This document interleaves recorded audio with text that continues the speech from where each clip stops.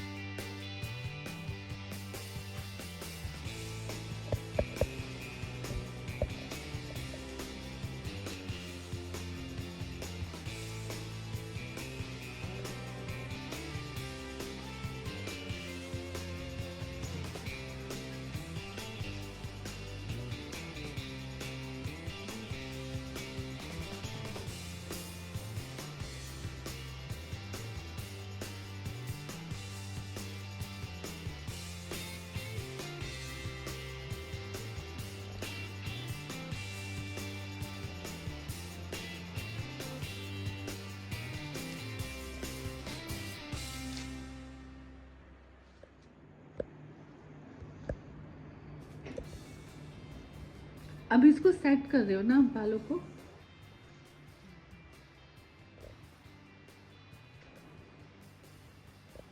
और कितने टाइम तक रहेंगे ये अगर सेटिंग करा रहे हो तो? ये जब तक पानी नहीं लगेगा, मॉइस्चर नहीं आएगा और बाल दबेगा, अब ठीक लगेगा। खोलने के बाद पहले वो ऐसा लग रहा होगा आपको।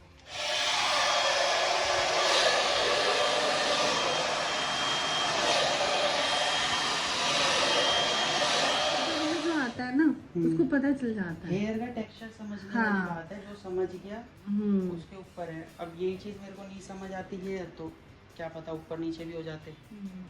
समझने वाली बात है खाली।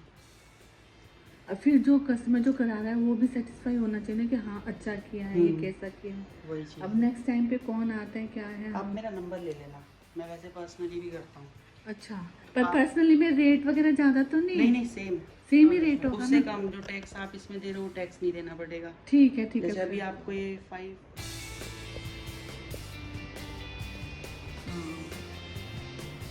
सही लग रहा है। हाँ बोलो, अब काऊ काऊ बोलो, कौन आ रहा है? कौन आ रहे हैं घर पे? काऊ काऊ।